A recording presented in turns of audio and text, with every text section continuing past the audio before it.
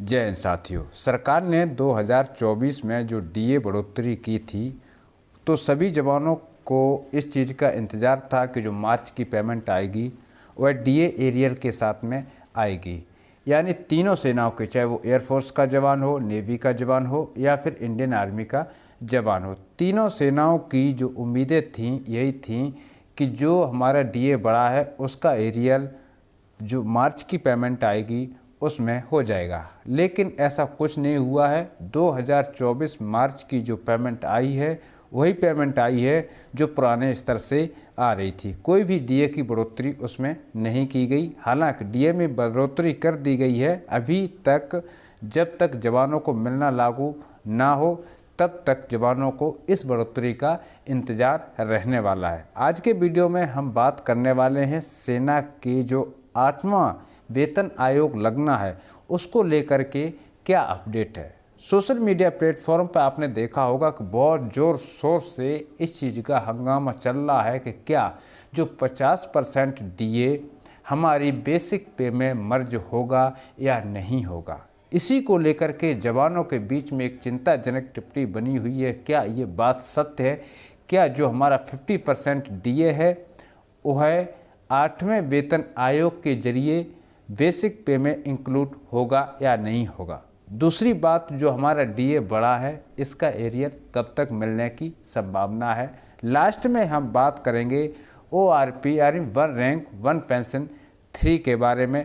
तो वीडियो को अंत तक देखें। और जो साथी भाई चैनल से नए जुड़ रहे हैं या इस वीडियो को देख रहे हैं और अभी तक भाई का चैनल आपने सब्सक्राइब नहीं किया है तो आपसे मेरा नम्र निवेदन है कि आपके एक सब्सक्राइब बटन दबाने से कुछ नहीं जाता है, लेकिन हमारा हौसला और बुलंद होता है। हम सोचते हैं कि अपने फौजी भाइयों तक रक्षा मंत्रालय या रक्षा बजट से जुड़ी हर छोटी से छोटी और बड़ी से बड़ी खबर आप तक पहुंचाते रहें। हमारा कोई भी काम झूठ बोलना या आपको असमंजस में डालना नहीं है। हमारा भारतीय सेना के जवानों का अपने साथ हौसला और बुलंद करना और उनके मनोबल को सलाम करना है। तो सबसे पहले हम बात करते हैं डीए को लेकर के। तो साथियों, आपको मालूम है कि भारत सरकार ने 2024 का डीए फर्स्ट क्वार्टर बढ़ा दिया गया है और इसका जो एरियल है आपको अप्रैल की पेमेंट में देखने के लिए मिल जाएगा। यानी जो इसका एरियल है अप्रैल की पेमेंट में 100% आपको पब्लिश कर दिया जाएगा और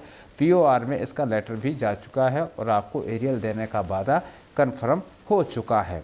अब अगर हम बात करते हैं कि फैक्टर में जो लोग बोलते हैं कि इस फैक्टर के तहत जो 8वां वेतन आयोग उठना है उसमें क्या 50% डीए बेसिक पे में मर्ज होगा या नहीं होगा, तो ये एक लोगों की धारणाओं विचारों के साथ में उम्मीद जताई जा रही है कि जो हमारा जो डीए है उसको 50% को बेसिक पे में मर्ज करेंगे। हालांकि इसमें उन सभी हमारे सैनिकों को फ़ायदा होगा जो लेटेस्ट पेंशन जाने वाले हैं या फिर अभी पूर्व सैनिक हैं, उनको इसका बहुत बड़ा फ़ायदा होगा। देखिए, जो डीए हम अभी ले रहे हैं अपनी बेसिक पे के ऊपर, तो सेम बात रहेगी। आने वाले समय में इसका एक बहुत बड़ा फ़ायदा मिलेगा अगर सरकार ऐसा कर देती है कि जो 50% डीए को बेसिक पे में मर्ज कर देती है। लेकिन अभी तक इस पर कुछ कहा जा नहीं रहा, मतलब कह नहीं सकते हैं। और जब तक ये इलेक्शन नहीं हो जाते तब तक राजनेता कुछ भी बोल सकते हैं। ये एक मनमोहन वाली बात है